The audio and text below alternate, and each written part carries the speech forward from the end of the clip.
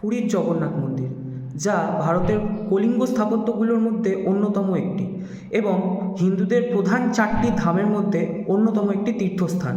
আমাদের প্রতিবেশী রাজ্য উড়িষ্যায় অবস্থিত প্রায় 65 মিটার উচ্চতা বিশিষ্ট এই মন্দির সম্পর্কিত এমন কিছু কথা বা তথ্য প্রচলিত আছে যার বৈজ্ঞানিক ব্যাখ্যা আজও পাওয়া যায় না।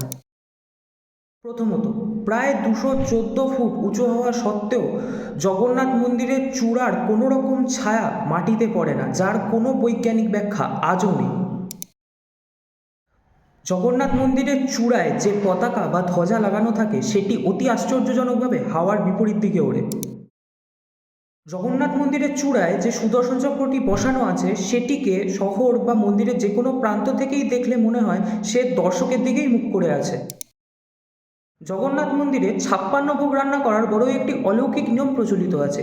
একটি উনুনের ওপর 7টা হাঁড়িকে পরপর সাজিয়ে দিয়ে রান্না করা হয় এবং অলৌকিকভাবে সব থেকে উঁচুতে যে হাঁড়িটি রয়েছে সেটিই আগে রান্না হয় এবং ক্রমান্বয়ে তার পরের হাঁড়িটি এবং তার পরের হাঁড়িটি, এভাবে রান্না সম্পূর্ণ হয়। জগন্নাথ মন্দিরের খুব কাছেই রয়েছে সমুদ্র।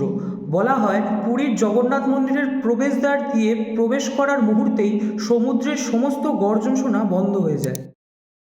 মন্দিরে ভগবানের মূর্তিসমূহকে 8, 12 এবং 19 বছর অন্তর অন্তর পরিবর্তন করা হয়, যা আমাদের কাছে নবকলেবর নামে পরিচিত। এই মূর্তি যখন নিমকাঠ সহযোগে তৈরি করা হয় তখন সমগ্র শহরের বিদ্যুৎ বিচ্ছিন্ন থাকে এবং এই মূর্তি তৈরি করা হয়ে গেলে একজন প্রবীণ পুরোহিত তার চোখ বেঁধে পুরনো মূর্তি থেকে ব্রহ্ম নতুন মূর্তিতে প্রতিস্থাপন করেন, কিন্তু এই ব্রহ্ম যে কী জিনিস তা আজও কেউ জানে না। জগন্নাথ মন্দিরের চূড়ায় যে ধ্বজাটি লাগানো আছে সেই ধ্বজাটিকে প্রত্যেক দিন বদল করতে হয়।